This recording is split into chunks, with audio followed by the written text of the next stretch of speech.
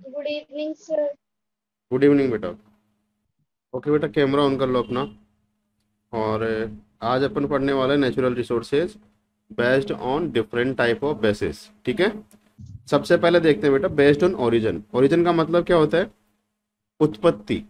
कि कोई भी रिसोर्स अगर वो उत्पन्न हो रहा है, मतलब उसके आधार पे अपन उसको कितने भागों में बांट सकते हैं, कितने अलग अलग पार्ट्स में उसको डिवाइड कर सकते हैं। तो इसको अपन दो पार्ट्स में डिवाइड करेंगे, बायोटिक और एबायोटिक। कैसे? बायोटिक का मतलब तो होता है कि ऐसे रिसोर्सेज जिनमें रेस्पिरेटरी सिस्टम होता है। बायोटिक वो सारे रिसोर्सेज जिनमें रेस्पिरेटरी सिस्टम होता है, या फिर जो पैदा हुए हैं और वो उनकी एक लाइफ होती है, तो उसको बोलेंगे अपन बायोटिक रिसोर्सेज। ये अपन पिछली क्लास में पढ़ के आ चुके हैं, जिसके एग्जाम्पल थे ह्यूमन बींग्स, फ्लोराफोना, फिशरीज और लाइफ स्टॉक। ये सारे किसके एग्जाम्पल हैं? बायोटिक रिसोर्सेज की। ओके। नेक्स्ट है एबायोटिक रिसोर्सेज। जो बायोटिक में जो लिस्ट में जो छूट गया वो सारे क्या है? Abiotic resources. जैसे इसमें आएंगे आपके मिनरल्स, रॉक्स, मेटल्स, ये सारी चीजें किस में आ जाएगी बेटा? ये एबायोटिक रिसोर्सेज में आ जाएगी। क्यों आएगी? क्योंकि ये सारी क्या है? नॉन लिविंग थिंग्स है। ओके। तो ये दो क्लासिफिकेशन थे बेस्ड ऑन ओरिजिन। यहाँ पे किसी को कोई डाउट है तो पूछो, नहीं मैं आगे बढ़ता हूँ। No sir. चलो नेक्स्ट देखते हैं, classification based on the stage of development. देखो बेटा, ओरिजिन और डेवलपमेंट में डिफरेंशिएट आप सिर्फ इतना सा कर पाओगे कि ओरिजिन का मतलब तो होता है जहां से वो पैदा हो रहा है, मतलब कि बन गया। एक होता है डेवलपमेंट की स्टेज, मतलब वो बन रहा है, अलग अलग तरह से वो बन रहा है। तो अभी तक अपन ने पढ़ा है ओरिजिन के आधार पे, अब अपन पढ़ेंगे डेवलपमेंट की स्टेजेस के आधार पे। ओके। और इस तरह से मैं इनको तीन पार्ट्स में डिवाइड कर सकता हूँ। तीन पार्ट्स कौन से हैं? Potential resources. पोटेंशियल रिसोर्सेज मतलब resources which are found in a region but have not been utilised. जैसे तनु ने एक एग्जांपल बताया था बेटा, ऐसे रिसोर्सेज जो कि पाए तो जाते हैं किसी एक जगह पे, लेकिन अभी तक उनका यूज नहीं हो पा रहा है। क्यों? क्योंकि टेक्नोलॉजी नहीं है उनको यूज करने की। जैसे सलाइन वाटर, तनु ने एक एग्जांपल बताया था, ओशन का सलाइन वाटर अलग अलग ओशन में पाया जाता है, लेकिन अभी तक उनका यूज सही से नहीं हो पा रहा है, क्योंकि टेक्नोलॉजी नहीं है कि उसको आप मीठे पानी में कन्वर्ट कर सको। तो इसलिए इसको क्या बोलेंगे? Potential resources. Okay. Yes Africa sir. has a vast potential of water resources, but all have not been determined fully. Rajasthan, Gujarat have enormous potential for the development of wind and solar energy, but so far these have not been developed properly. जैसे तनु ने जो ocean का example बताया था, वैसे यहाँ पे है अफ्रीका में वाटर पोटेंशियल का एक example.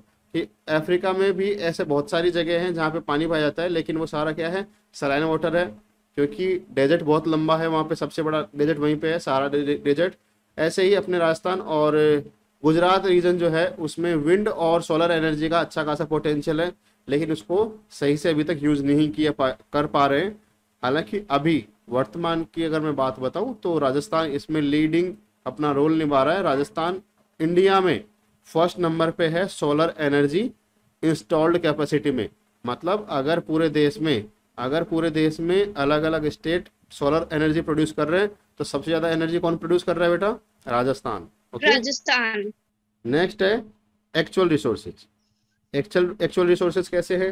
Resources which have been survived and their quality and quantity have been determined for utilization are called actual resources।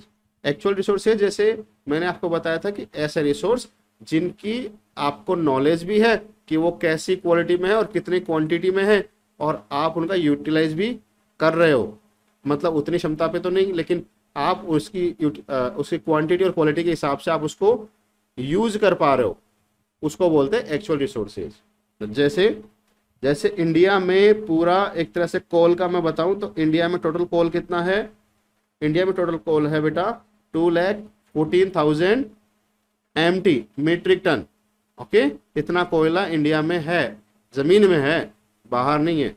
मतलब इंडिया को पता है, इंडियन गवर्नमेंट को पता है कि अपने पास कोयला कितना है, यूज कितना करना है और क्वालिटी क्या है अपने कोयले की। तो ये क्या हो गया बेटा, एक्चुअल रिसोर्सेज, जिसके बारे में सब कुछ पता आपको, उसको बोलेंगे क्या, एक्चुअल रिसोर्सेज। इसके बाद में है रिजर्व्स। रिजर्व्स देखो, that portion of the actual resource which can be developed profitably with available technology is termed as reserve resources। जैसे river water can be used for generating hydroelectric power, but presently it is being utilised only to a limited extent. देखो reserve क्या होता है, reserve का मतलब होता है, आपने कभी सुना होगा ना, कभी पापा मार्केट गए होंगे आपको गाड़ी में लेके, बाइक पे बिठा के, तो आप देखते होंगे कि आज तो गाड़ी रिजर्व में है। मतलब रिजर्व का मतलब होता है कि बचा कुचा।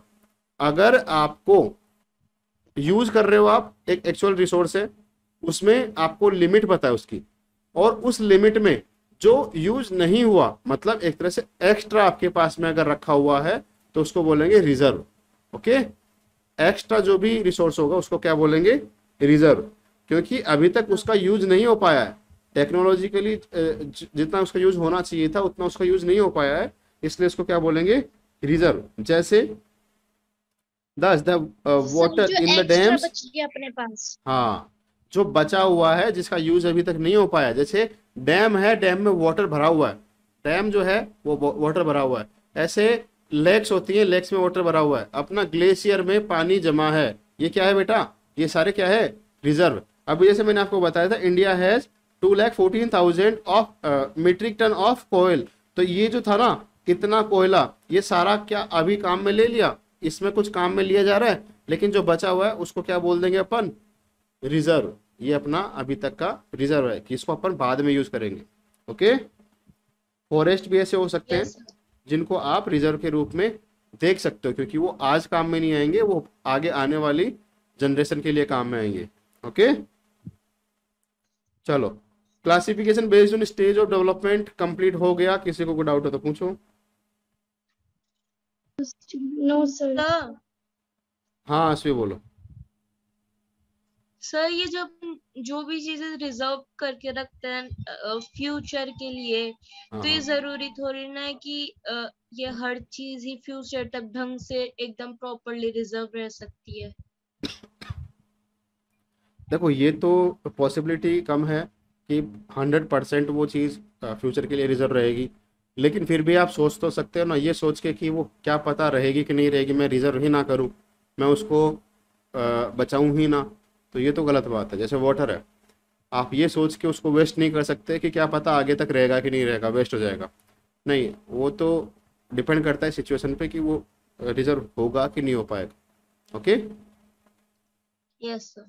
चलो आप देखते हैं classification based on exhaustibility. Exhaustibility मतलब होता है कि यूज करने के मेथड, ठीक है, मतलब एक बार यूज कर लिया, अब वो खत्म हो गया, दोबारा आएगा कि नहीं आएगा। एग्जॉस्ट मतलब कि खत्म हो जाना, यूज करते हुए खत्म हो जाना। ओके, तो इसके आधार पे मैं अगर मैं बताऊं आपको, तो दो तरह से रिजर्व को आप, रिसोर्सेज को आप यहाँ पे क्लासिफाई कर सकते हो। एक होता है रिन्यूएबल रिसोर्सेज और एक होता है नॉन रिन्यूएबल रिसोर्सेज।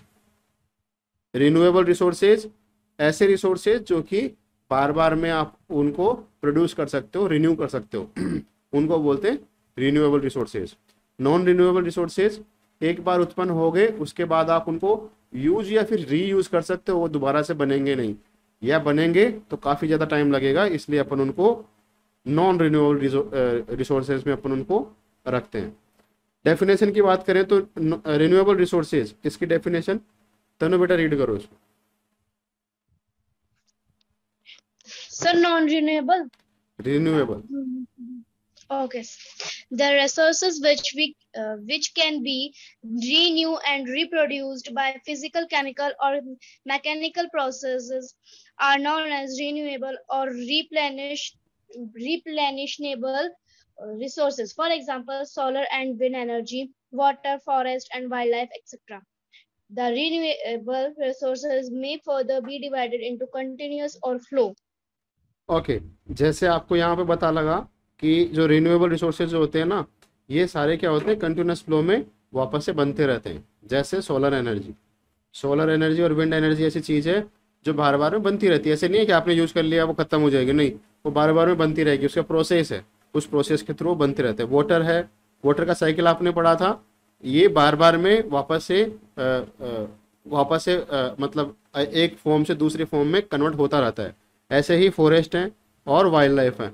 ऐसे नहीं है कि एक बार बन गए दोबारा बनेंगे ही नहीं। बेटा कभी देखा है क्या, आपने कभी घर पे देखा होगा कोई नीम का पेड़ है, कोई पुराना नीम का पेड़ है, उसकी जगह पे कोई दूसरा नीम का पेड़ उगा दिया होगा आपने। अगर एक नीम का पेड़ खराब भी हो गया तो क्या हो गया, उसकी जगह दूसरा ग्रो कर दो। ऐसे आप इन चीज़ों को बार बार में रिन्यू कर सकते हो, बार बार में बना सकते हो, इसलिए इनको क्या बोलते हैं, रिन्यूएबल रिसोर्सेज। ओके, समझ में आ गया। सर Yes, आगे sir. बताओ। Non renewable resources, non renewable resources या तो इनको बहुत ज़्यादा टाइम लगता है, ए वेरी लॉन्ग टाइम, या फिर ये बनते ही नहीं, एक बार बन गए तो दोबारा से ये बनेंगे ही नहीं। जैसे मिनरल्स है, फोसिल फ्यूल्स, जैसे कि फोसिल फ्यूल्स कौन से होते हैं, कोल है, आपका पेट्रोलियम है, ये सारे फोसिल फ्यूल्स है। इनको क्या बोलते हैं बेटा, नॉन रिन्यूएबल रिसोर्सेज। ओके, क्योंकि इनको बनने में कितना टाइम लगता है, मिलियंस ऑफ ईयर्स लगते हैं। ऐसी बात नहीं है कि दोबारा नहीं बन सकते, बन सकते हैं, लेकिन इनको बनने में मिलियंस ऑफ ईयर का टाइम लगेगा। तब तक तो पता नहीं कितनी पीढ़ियां खत्म हो जाएगी और ये कोई काम की चीज़ नहीं रहेगी। Some of these resources like metals are recyclable, some like fossil fuels can not be recycled. इसका मतलब क्या है, जैसे मैंने आपको बताया था, रिसाइकिल और रिन्यू ये दोनों चीज़ें अलग अलग है। रिसाइकिल का मतलब होता है आप उसको वापस से यूज कर पा रहे हो, पर अलग अलग फॉर्म में बदल के। आपने एक प्लास्टिक की कोई एक बाल्टी परचेज की, जब वो बाल्टी 5-7 साल बाद में टूट जाएगी, खराब हो जाएगी, आप उसको कबाड़ी को दे दोगे, कबाड़ी क्या करेगा, उसको अपने घर पे ले जाएगा क्या, नहीं बेटा, वो उसको क्या करेगा, फैक्ट्री में भेजेगा। फैक्ट्री में उसका मेल्ट करेंगे उस प्लास्टिक को और उससे वापस से कोई ना कोई दूसरा प्रोडक्ट बना लेंगे। इसको बोलते हैं रीयूज। ओके, तो नॉन रिन्यूएबल रिसोर्स जो होते हैं वो रीयूजेबल भी हो सकते हैं और नॉन रीयूजेबल भी हो सकते हैं। जैसे रीयूज अगर आप देखोगे तो मेटल है, ये सारी चीजें प्लास्टिक है, ये सारी चीजें क्या है, रीयूज कर सकते हो इनको। जो रीयूज नहीं हो सकती वो चीजें कौन सी है, जैसे फोसिल फ्यूल्स। पेट्रोल आपने एक बार जला लिया बेटा, क्या दोबारा उसको जला पाओगे, वो तो धुआं बन गया, उसने तो पोल्यूशन फैला दिया, वो तो खत्म हो गया, दोबारा से उसको थोड़ी ना यूज कर पाओगे, तो वो क्या हो गया, नॉन रिसाइकेबल। ओके, सर जैसे कि अपन ने फॉसिल फ्यूल्स को यूज कर लिया तो सर अपन उसको दोबारा रिसाइकिल नहीं कर सकते, लेकिन मेटल्स वापस हो सकते हैं, जैसे यस साइकिल अपनी। यस, जैसे रिसाइकिल का आप सबसे बेस्ट एग्जांपल उसी के वर्ड में भी है, साइकिल। रिसाइकिल का मतलब साइकिल, साइकिल को आप बार बार में यूज कर सकते हो, खराब हो गई, टूट गई, दूसरी बन के आ जाएगी, मतलब उसके पार्ट जो है वो सारे काम में आने वाले होते हैं, ये रीयूज करने वाले होते हैं, क्योंकि उसमें मेटल है, प्लास्टिक है, सारा यूज करने लायक होता है, रबड़ है, ये सारा क्या है, ये रीयूज करने लायक होता है। ओके, आ गया समझ में, classification based on exhaustibility. Yes sir. चलो नेक्स्ट देखते हैं, क्लासिफिकेशन बेस्ड ऑन ओनरशिप। अच्छा अंजनी बेटा, आपका एक डाउट जो था वो यहाँ पे कंफर्म होता जा रहा है, क्लियर होता जा रहा है ना, कि सर कितने Yes, प्रकार के sir. क्लासिफिकेशन है। क्लासिफिकेशन तो बहुत सारे हैं बेटा, रिसोर्सेज तो बहुत टाइप के हैं, लेकिन देखने का नजरिया अलग अलग है, आप किस तरह से उनको Yes, देखते हो, sir. क्वेश्चन के हिसाब से आप सोल्व कर लोगे ना अब तो। ओके, आगे देखो, classification based on ownership. Ownership का मतलब क्या होता है, मालिक कौन है, ओनरशिप मतलब Yes, मालिक sir. कौन है, रिसोर्सेज का मालिक कौन है। एक तो होता है बेटा इंडिविजुअल रिसोर्सेज, अपने आप में अकेला, जैसे these are also owned privately by individuals. देखो ये अपने आप में अकेले के पास में होते हैं। Many farmers on land which is allotted to them by government against the payment of revenue. जैसे बहुत सारे किसान जो होते हैं उनको गवर्नमेंट क्या करती है, लैंड देती है एग्रीकल्चर प्रैक्टिस के लिए। ओके, कोई जमीन का मालिक कोई इंसान नहीं होता बेटा, अल्टीमेट उसका मालिक कौन है, गवर्नमेंट। आज आपके पास जो घर है उसको आप बोल सकते हो क्या कि ये आपकी जमीन है, आपकी नहीं है बेटा, वो Yes, sir. कॉन्स्टिट्यूशन के हिसाब से वो किसकी है, गवर्नमेंट की है। आप उसके सिर्फ क्या हो, खरीदा तो अपनी है ना। अरे वो क्या होता है कि जैसे कि आप बोलते हैं ना कि हाँ ये मेरी जमीन है, वो एक्चुअल में क्या होता है, 99 ईयर्स का एक तरह से लीज होती है, हाँ हाँ 99 ईयर की लीज होती है। अच्छा, पापा से पूछना, पापा आपने लैंड रेवेन्यू जमा करवाया कि नहीं करवाया? लैंड रेवेन्यू जो आप सबमिट करवाते हो एज ए टैक्स, बेटा वो ही क्या है, वो टैक्स। रेंट ही है। As a tax land revenue जो गवर्नमेंट को पे किया जाता है वो एज ए टैक्स ही है। ओके, सर इंडिविजुअल रिसोर्स को सर अपन रिसोर्स को सर अपन प्राइवेट रिसोर्स भी बोलते हैं ना, हाँ पर्सनल प्राइवेट रिसोर्स। रिसोर्स भी बोल सकते हैं, क्योंकि इसमें मालिक कौन है, इसमें मालिक एक एक अपन अकेला खुद। इंसान या फिर कुछ ग्रुप ऑफ पीपल्स हो सकते हैं। Okay, yes in sir. villages there are people with land ownership, but there are many who are landless. Urban people own plots, houses and other properties. Plantation, pasture lands, ponds, water in wells, ये सारे क्या है बेटा, ये सारे क्या है, एक तरह से लैंड के अलग अलग यूज के हिसाब से इनको क्लासिफाई किया जाता है। ठीक है, और ये सारे क्या हैं, इंडिविजुअल रिसोर्सेज हैं। कोई बोलेगा कि ये ज़मीन मिस्टर कपूर की है, कोई बोलेगा ये ज़मीन किसी और की है। तो ये क्या हो गया बेटा, ये इंडिविजुअल क्या है, इनके मालिक हैं, बट अल्टीमेट मालिक तो कौन ही है, गवर्नमेंट। Okay, yes sir. चलो आगे देखते हैं community owned resources. Community owned resources मतलब कुछ लोग होंगे और वो उस जमीन को एक्वायर कर लेंगे या कुछ उस प्रॉपर्टी को एक्वायर कर लेंगे। जैसे there are resources which are accessible to all members of community. जैसे विलेज कॉमन्स में क्या आता है बेटा, ग्रेजिंग ग्राउंड्स।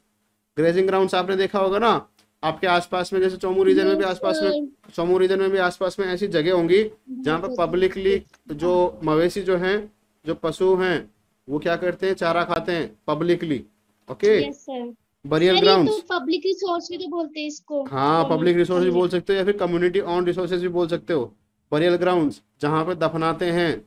विलेज पॉन्ड जहाँ पे सभी लोग वहाँ का उसके उस तालाब का पानी यूज करते हैं, उसको बोलेंगे क्या, विलेज कॉमन्स। ऐसे ही होता है बेटा public parks, picnic spots, playgrounds in urban areas. आप देखते हो ना अलग अलग सिटीज में जो पार्क होते हैं वो क्या होते हैं बेटा, कम्युनिटी ऑन रिसोर्सेज है, सब यूज कर रहे हैं उस चीज का। और वो कैसा रिसोर्सेज है, सबसे पहले मैं आपको बताऊं, ये अपन किसका पढ़ रहे हैं, नेचुरल रिसोर्सेज पढ़ रहे हैं अपन। ओके, ये सारे क्या हैं, नेचुरल रिसोर्सेज। Yes. उसी में अलग अलग अपन क्लासिफिकेशन पढ़ रहे हैं। इसके बाद में आता है बेटा नेशनल रिसोर्सेज। जैसे कम्युनिटी ऑन रिसोर्सेज होगा वैसे नेशनल रिसोर्स होगा। नेशनल रिसोर्स जैसे कि कुछ चीजें ऐसी होगी जिनके ऊपर गवर्नमेंट, अल्टीमेटली गवर्नमेंट का हक होता है। जैसे क्या हो गया, रोड्स, कैनाल्स, रेलवे ब्रिज, ये सारे क्या है बेटा, ये सारे हैं नेशनल रिसोर्सेज। क्यों, क्योंकि अपनी सेंट्रल गवर्नमेंट या फिर कोई गवर्नमेंट जो है वो उसको बनाती है, अपनी स्टेट गवर्नमेंट या सेंट्रल गवर्नमेंट उसको बनाती है। Okay, all the minerals, water resources, forest, wildlife, land within the political boundaries and oceanic areas up to 12 nautical miles, जिसका मतलब होता है 9.2 kilometre from the coast, termed as terrestrial water and resources therein belong to the nation. अच्छा, इसको समझने के लिए आपको थोड़ा सा मैं आपको मैप से समझाता हूँ इस चीज को। नेशनल रिसोर्सेज क्या होंगे उसको आप थोड़ा सा मैप से समझो। देखो बेटा, ये अपना प्यारा भारत अभी अच्छे से नहीं बना, लेकिन भारत तो प्यारा है ही। अरे बेटा डाउट है क्या किसी को, डाउट है क्या किसी को? No sir. देखो ये अपना प्यारा भारत, ये इधर पाकिस्तान ने छीन रखा है इसको, लेकिन देंगे नहीं हम, मैप में तो अपना ही बनाएंगे इसको। चलो देखो, ओके बेटा, देखो ये तो है क्या, इसकी पॉलिटिकल बाउंड्री। पॉलिटिकल बाउंड्री मतलब जो अंतिम जगह जहां पर भारत अपना लैंड को क्लेम करता है कि ये जमीन भारत की है। ओके, कुछ ऐसा ही है, देखा है ना आपने मैप। Yes sir. तानू और अंजनी बेटा अपना कैमरा और माइक ऑन रखो। Yes sir. ओके, तो देखो ये तो है। अब देखो यहाँ पे गुजरात साइड से स्टार्ट होता है और जम्मू कश्मीर तक, यहाँ तक क्या होता है बेटा, इधर है पाकिस्तान। इसके बाद थोड़ा सा यहाँ पे अफगानिस्तान आएगा, फिर चाइना स्टार्ट हो जाएगा, चाइना ये यहाँ तक रहेगा, ये है नेपाल, और ये यहाँ पे छोटा सा भूटान, और फिर चाइना यहाँ तक आएगा। ओके, यहाँ से फिर यहाँ तक कौन है, म्यांमार, ये है म्यांमार, ये China.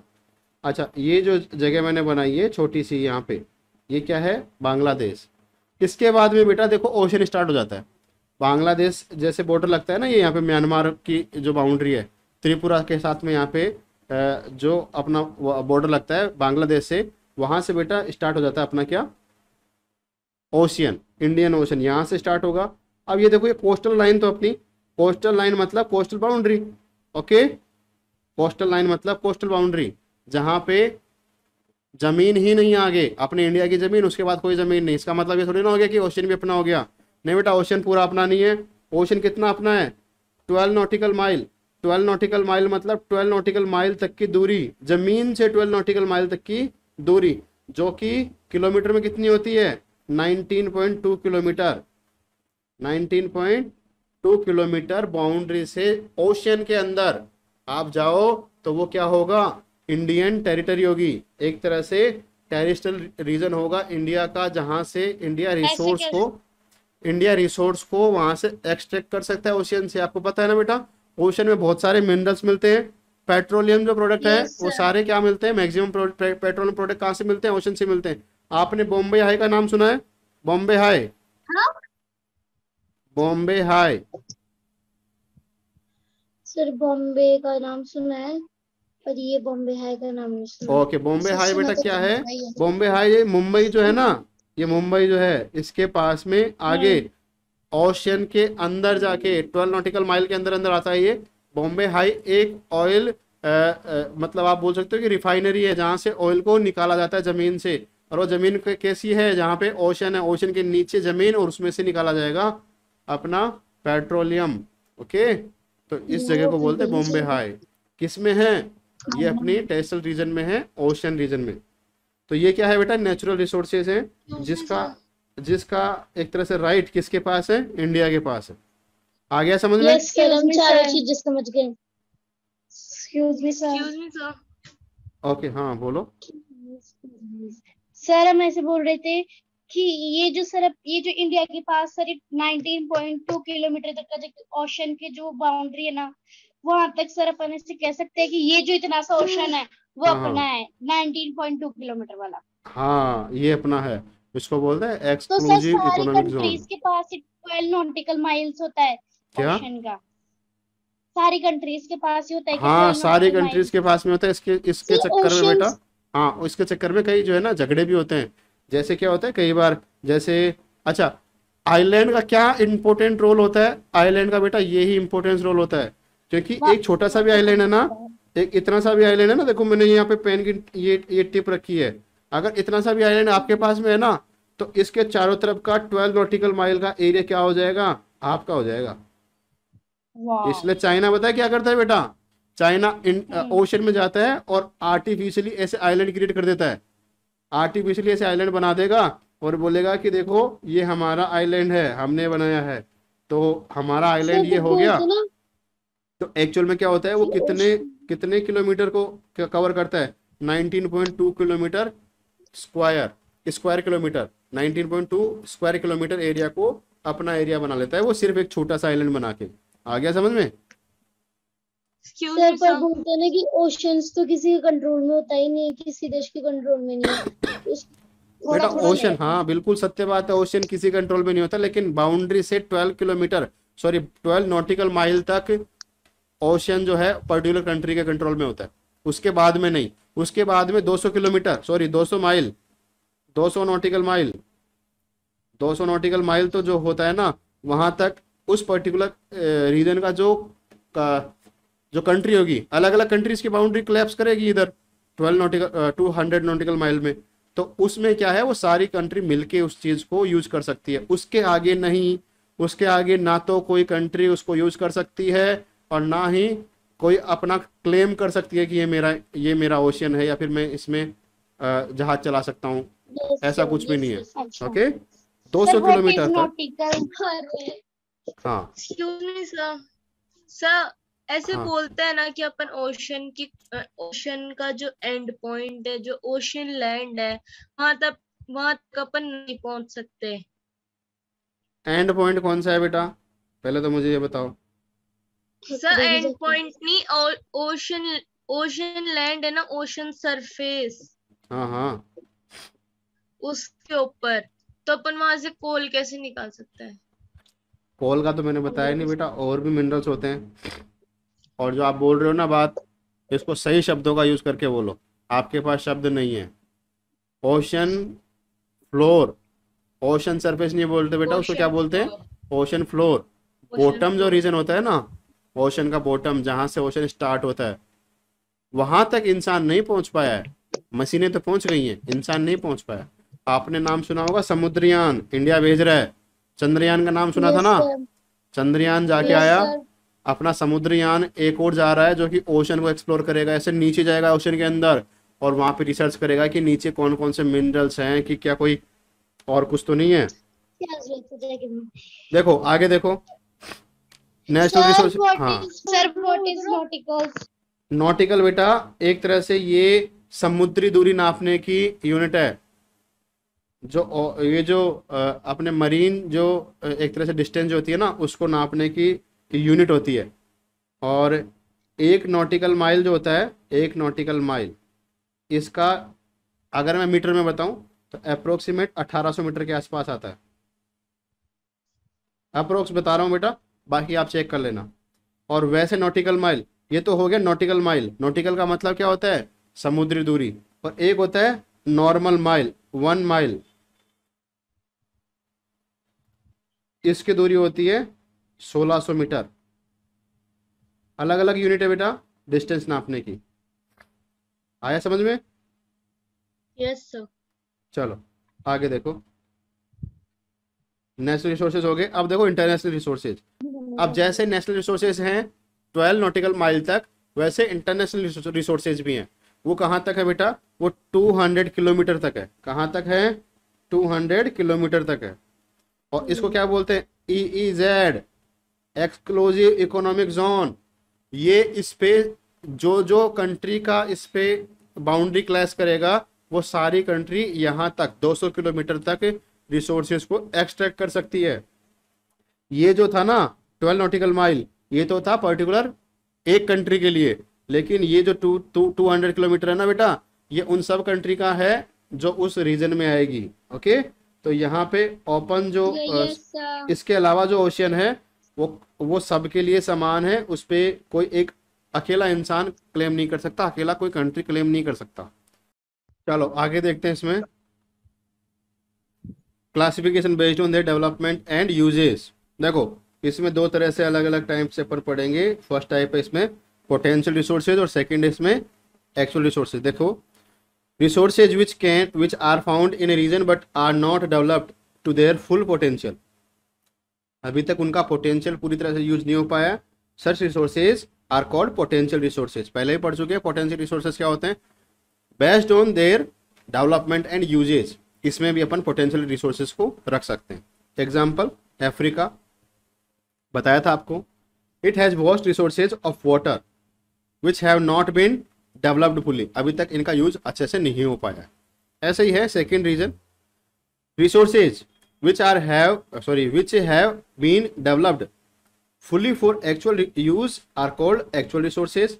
Technology available and cost of production determines the development of actual resources. Example, iron. Iron का यूज करते हुए अलग अलग टेक्नोलॉजी से उसको अलग अलग तरीके से उसको यूजफुल बनाया जाता है। आया समझ में? पोटेंशियल और एक्चुअल रिसोर्सेज सेम चीज थी, बस रिपीट हुई है, क्योंकि आपसे यस सर। क्वेश्चन पूछा जा सकता है कि classification based on their development and uses, इसके आधार पे आप कितने पार्ट्स में इसको डिवाइड कर सकते हो रिसोर्सेज को। तो 2 पार्ट्स हो जाएंगे, पोटेंशियल और एक्चुअल रिसोर्सेज, लिख देना आप, ठीक है। इसके बाद रिसोर्सेज एंड इकोनॉमिक डेवलपमेंट, इसको देखो, when people enjoy a high standard of living is called economic development. The main features of a developed country are, क्या ऐसे चीजें होंगी जिनको देख के आप बोलोगे कि कोई सी कंट्री डेवलप है कि नहीं है? तो वो 4 पैरामीटर है। People enjoy more consumer goods better nutritions and have longer lives. पहला तो ये कि लोगों के पास इतना पैसा हो कि वो चीज़ों को खरीद सके, न्यूट्रिशियस फूड खा सके और लंबी अपना जीवन जी सके। They consume more resources, have a higher standard of living and can influence the demand of resources. इसको भी वो परिवर्तित कर सकते हैं क्योंकि उनके पास पैसा है। जैसे यूएसए एक डेवलप्ड कंट्री है, रिसोर्सेज उसके पास कोई कमी नहीं है, अगर उसके कंट्री में नहीं है तो वो दूसरी जगह पे परचेज करके ले आता है। ठीक है, तो यही बात यहाँ पे लिखी गई है। दे possess the latest technology and can explore their resources fully. Latest technology से मतलब जैसे अभी बेटा इंडिया और बाकी जो कंट्री है वो मैक्सिमम कैसे फ्यूल पे डिपेंडेंट है, वो डिपेंडेंट है ये अपना जैसे पेट्रोलियम जो प्रोडक्ट होते हैं ना उन पे, पेट्रोलियम जैसे कि पेट्रोल डीजल ये जो फ्यूल है इनके ऊपर डिपेंडेंट है। ठीक है, लेकिन अमेरिका जो है उसने एक अलग ही टेक्नोलॉजी बना रखी है। उसने क्या बनाया, उसने जैसे ये जो अलग अलग रोग होती है ना बेटा, उनके अंदर अलग अलग गैसेज होती है। अब उन गैसेज का वो एज ए फ्यूल काम में लेता है, लेकिन उन गैसों को वहां से क्या निकालने की काम में लेता टेक्नोलॉजी, है सर गैसेस का? जैसे ये अपनी अर्थ है और अर्थ के अलग अलग लेयर है, ऐसे अलग अलग लेयर है, उनमें क्या है बेटा अलग अलग गैसेज ऐसे ट्रैप है, गैसेज ट्रैप है ऐसे। ठीक है, अब उनका यूज आप कर सकते हो एज ए फ्यूल, लेकिन प्रॉब्लम ये बेटा इनको निकालने की, इस गैस को निकालने की जो टेक्नोलॉजी है वो इंडिया के पास भी नहीं है और बाकी कंट्रीज के पास में भी अभी तक इतनी नहीं है। यूएसए क्या करता है, उसके पास ये टेक्नोलॉजी है, तो ये क्या करता है इस गैस को निकालता है और अपनी फ्यूल जो डिमांड है उसको कंप्लीट करता है। इसलिए वो किसकी डिमांड को सर? अपनी फ्यूल डिमांड को, अपनी फ्यूल डिमांड को कंप्लीट करता है। ओके, तो टेक्नोलॉजी के हिसाब से किया है ना उसने, क्योंकि वो डेवलप्ड है। तो ये यहाँ पे देखो, can explore their resources fully, latest technology की सहायता से वो अपने रिसोर्सेज को पूरी तरह से यूज कर सकता है। इंडिया के पास होते हुए भी नहीं कर पा रहे हैं, रिसोर्स तो है लेकिन टेक्नोलॉजी नहीं है। ओके, आगे देखो, यस सर। देयर प्रोडक्टिविटी पर hour is higher than that of the developing nation. देखो बेटा, जो यूएसए जैसे कंट्री हैं वो क्या करते हैं, उनके पास टेक्नोलॉजी है तो वो अच्छे से एफिशिएंटली काम करते हैं। जो काम इंडिया की लेबर का मतलब समझते हो ना बेटा, लेबर में Yes, किसी sir. पर्टिकुलर इंसान के लिए नहीं बोल रहा बेटा, मैं पर्टिकुलर इंसान के लिए नहीं बोल रहा, मैं लेबर बोल रहा हूँ एज ए वर्क फोर्स। ठीक है, तो जैसे किसी काम को करने के लिए इंडिया में 10 लोगों की जरूरत है, 10 मैन पावर की जरूरत है। ठीक है, तो यूएसए क्या करेगा, टेक्नोलॉजी का सहायता लेगा और इसको एक मशीन लगाएगा और मशीन को ऑपरेट करने वाला एक इंसान 10 मेंबर जो थे, एक तरह से 10 मैन पावर थी, उसको कम कर दिया और काम में ले लिया उसने इस मशीन को उनकी जगह पे। तो टेक्नोलॉजी की सहायता से उसने प्रोडक्टिविटी बढ़ा दी ना, अपने लोगों की प्रोडक्टिविटी बढ़ा दी। अब एक इंसान 10 लोगों की बराबर काम कर रहा है और अपने इंडिया में तो वही 10 लोग हथौड़ी फावड़ा लेके मजदूरी कर रहे हैं। एक इंसान कैसे करेगा सर? वो उसने तो रोबोट चलो, बनाया होगा ना सर, बिल्कुल जिसको बिल्कुल ऑपरेट बिल्कुल। करने के लिए। आपने यूट्यूब पे कई बार ऐसे वीडियो देखे होंगे, तो वो यूएसए के कई बार वीडियो ऐसे होते हैं कि बड़े बड़े खेत हैं और उसमें क्या है, पोटैटो उगाया गया है, उसमें पोटैटो उगाया गया। अब पोटैटो को उगाने के लिए और उसको फिर निकालने के लिए, ज़मीन से निकालने के लिए एक बड़ी सी मशीन आती है, उसको एक इंसान बैठा रहता है, चलाता रहता है उसको। वो मशीन क्या करती है, अपने आप ही तो उसको खोदती है पोटैटो को, अपने आप ही उसको साफ करती है और अपने आप ही उसके पास में उसके पास में चल रहे एक ट्रक जो होता है उसमें डालती रहती है। एक इंसान जो उस पूरी मशीन को ऑपरेट कर रहा है, उसने कितने लोगों की मजदूरी खा गया हो। ओके, क्यों? टेक्नोलॉजी की वजह से, उस मशीन की वजह से। तो काम कौन कर रहा है बेटा यहाँ पे? एक सिंगल इंसान, एक सिंगल पर्सन। अपने इंडिया में जब ऐसे पोटैटो की खेती जब होती है, उसको खोदने का काम आता है। आप कभी खेत में जाके देखना कितने मजदूर काम करते हैं। एक मशीन, एक ट्रैक्टर होगा, उससे उसको खोदेंगे और फिर बाद में लगेंगे मजदूर पीछे से और उनको उठा के टोकरे में डाल के और अलग अलग बोरे भरेंगे। जबकि ये सारा काम यूएसए जैसे कंट्री में क्या हो रहा है, मशीन से हो रहा है। मशीन। चलो आगे देखो, Thus, economic development of a country depend on availability of different resources in the region. The needs and aspirations of the people living in these regions and skills and technology possessed by them. देखो बेटा, ये भी जरूरी नहीं है कि economic development जो develop country है उसमें हो जाएगा, नहीं, ये भी जरूरी नहीं है, क्योंकि वहाँ पे 3 फैक्टर और काम करते हैं। क्या? एक तो वहाँ पे रिसोर्स वहाँ पे अवेलेबल होना चाहिए, दूसरा वहाँ के लोगों को उन रिसोर्सेज को यूज करने की इंस्पिरेशन होनी चाहिए कि हमको इनको यूज करना है कि नहीं करना। अब रिसोर्स है लेकिन यूज ही नहीं कर पा रहे हैं, इच्छा ही नहीं है यूज करने की, तो इच्छा होनी चाहिए। दूसरी चीज टेक्नोलॉजी और आपके पास स्किल्स होनी चाहिए उनको यूज करने की। जब ये 3 चीजें हैं तो कोई भी कंट्री की इकोनॉमिक डेवलपमेंट को होने से कोई नहीं रोक सकता। अगर आपको इंडिया में कभी लिखना हो ना ऐसे on economic development of India, तो आप इन चीजों का जिक्र कर सकते हो अपने ऐसे में, ठीक है? क्या क्या नीड हो सकती हैं? Availability of different resources, needs and aspiration of people living in these regions, skills and technology possessed by them, ये सारे क्या है? इकोनॉमिक डेवलपमेंट के की फैक्टर हैं। आगे देखो, to ensure a high rate of productivity the following method have to be observe. क्या क्या मेथड हैं? Firstly, technology should be used immensely and effectively for the practical purpose. ऐसे नहीं कि आपने सारी जगह मशीनें लगा दी, इंसानों को बिल्कुल ही खत्म कर दिया। इंसान और मशीन दोनों का कॉम्बिनेशन होगा तभी डेवलपमेंट होगा, नहीं तो अनएम्प्लॉयमेंट बढ़ जाएगा। Secondly, resources should be conserved since population is a human resources it should be controlled. इसका मतलब रिसोर्सेज में पॉपुलेशन फैक्टर को भी ध्यान में रखना चाहिए यूज करते वक्त। Thirdly, law and order is essential for productivity. Only when there is peace, people feel free to concentrate on production.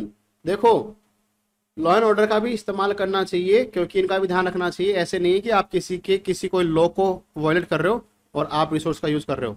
ऐसे नहीं है कि सर अपन को किसी रिसोर्स को यूज कर रहा है तो अपन उसको ऐसे नहीं कह सकते आप इसको क्यों कर रहे हो, लेकिन फिर जबकि बजाय सर अपन खुद भी कर रहे हैं। कह सकते हैं। जैसे यूरेनियम है, यूरेनियम एक ऐसा रिसोर्सेज है जिसके ऊपर नेशनल एक तरह से कुछ बाउंडेशन है, कुछ नेशन की बाउंडेशन होती है, कुछ रूल्स होते हैं, उनको फॉलो करना पड़ता है। आप यूरेनियम को आप यूज नहीं कर सकते, जो नॉर्मल जो लोग होते हैं, साइंटिस्ट हैं उन्हीं को अलाउ होता है उसका यूज करना, ठीक है? तो ऐसे नहीं है कि नहीं, हमको तो सर ने बताया था कि हम तो सारे रिसोर्सेज का यूज कर सकते हैं, हम तो यूरेनियम से एक छोटा सा बॉम्ब बनाएंगे। ऐसे नहीं है बेटा, आप नहीं बना सकते उससे, क्योंकि आपको लॉ एंड ऑर्डर को भी ध्यान में रखना पड़ता है।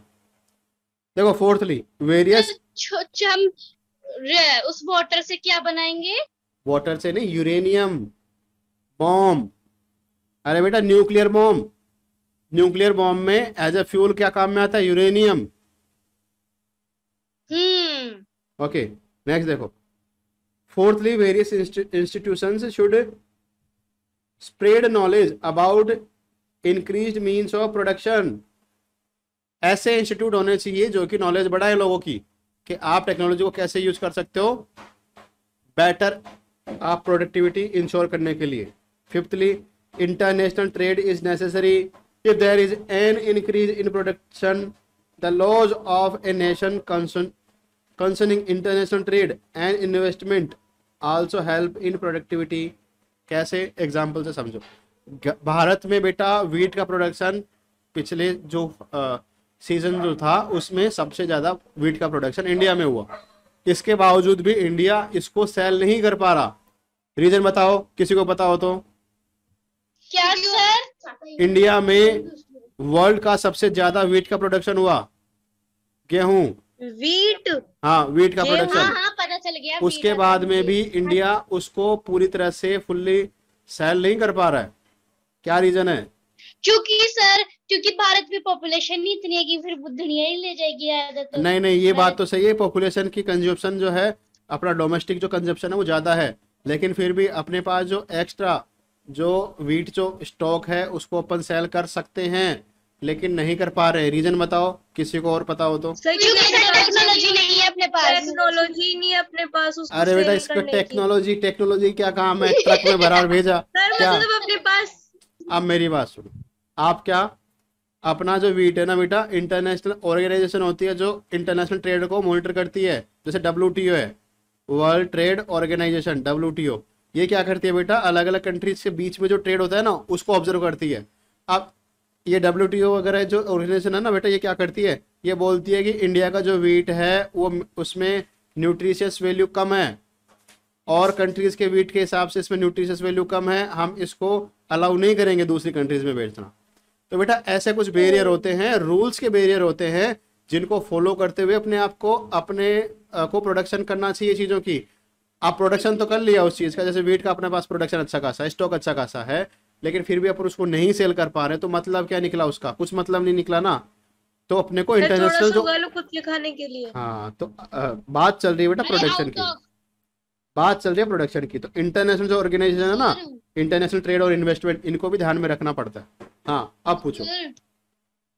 अपन चाहते ही नहीं है ना तो उनको बेचना, नहीं से तो नहीं से अरे नहीं बेटा, अगर नहीं बेचेंगे, बेचेंगे नहीं, वो अलग बात है कि नहीं चाहते। जैसे इंडिया ने खुद ने बाद में बोला कि हम तो बेचेंगे नहीं, बाहर बेचना ही हमने खुद ने बैन कर दिया। क्यों? क्योंकि इंडिया में कंजप्शन जो था वो बढ़ गया। इसके पीछे रीजन है, पॉपुलेशन बढ़ रही है, डिमांड बढ़ रही है, तो अपना डोमेस्टिक जो एक तरह से डिमांड है वो ही फुलफिल हो जाए, वो बेहतर है अपने लिए। इंडिया ये सोच रहा है वीट प्रोडक्शन के चक्कर में। तो ऐसे नहीं है, लेकिन बेटा हर चीज इंडिया अपने कंजम्पशन के लिए तो नहीं रख सकता ना। कुछ चीज ऐसी होती है जो उनको सेल करनी पड़ेगी। अगर सेल नहीं करेंगे तो पैसे कहाँ से आएंगे, और अगर पैसे नहीं आएंगे तो फिर चीजें कैसे परचेज करेंगे। ओके, लास्ट जो है वो है minimum wastage, population is in control and increase in productivity is sustainable.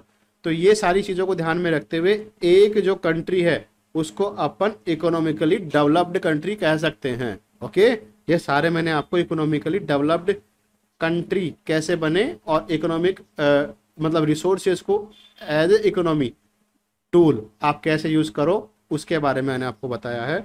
यहाँ तक किसी को कोई डाउट है तो पूछ सकते हो। No sir. चलो आज की क्लास में इतना ही है। कल फिर मिलते हैं और कल अपन इसमें देखेंगे ह्यूमन रिसोर्सेज और ह्यूमन मेड रिसोर्सेज। तो तब तक के लिए bye, best of luck for your test.